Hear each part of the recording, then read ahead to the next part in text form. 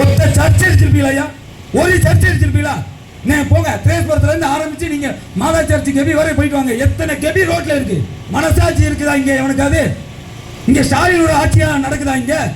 இங்க புரட்சி மாண்புமிகு முதல்வர், தமிழகத்தினுடைய முதல்வர் ஸ்டாலின் அவர்களுடைய ஆட்சி தான் தூத்துக்குடியில் நடக்குதா? எப்படி கன்னியாகுமரி மாவட்டம் பாதிரியார்களுடைய ஆட்சி நடக்குதோ அதே மாதிரி தூத்துக்குடி மறைமுகமாக சொல்கிறேன், இங்க பாதிரியார்களுடைய ஆட்சி தான் நடக்குது. இதை யாராவது காவல்துறை அதிகாரியோ அல்லது ஏதாவது ஒரு அரசாங்க ரெவன்யூ டிபார்ட்மெண்ட்ல இருக்கக்கூடியவங்களோ மறுக்க முடியுமா?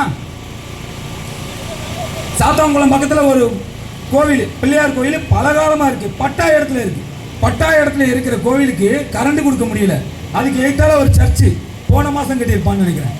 இவன் முத்திர மாசம் கட்டினா இவன் அடுத்த மாசம் கட்டியிருப்பான். அப்படி பல வருஷங்களுக்கு முன்னாடி சொல்றேன்.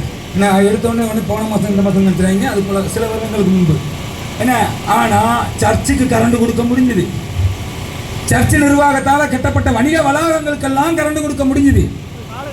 ஆனா கோயிலுக்கு கொடுக்க முடியாது. ஏன்னா இந்துக்கள் எல்லாம் இழிச்சவா பெயர். இவெல்லாம் என்ன பண்ணுவான்? கோட்டருக்கும் கோழி பிரியாணிக்கும் விலை பெயருவான்.